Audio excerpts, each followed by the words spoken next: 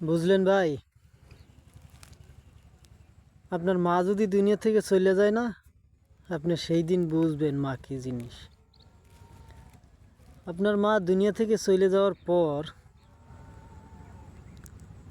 আর দ্বিতীয় কোনো নারী আপনার জীবনে আসবে না যে আপনার মায়ের মতো আপনাকে এতটা কেয়ারিং করবে, এতটা ভালোবাসবে।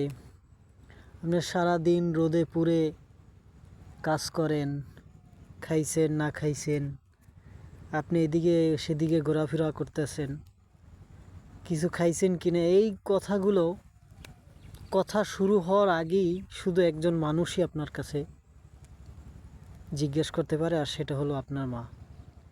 আপনার মা ছাড়া এসব কথা কেউ জিজ্ঞেস করবে না।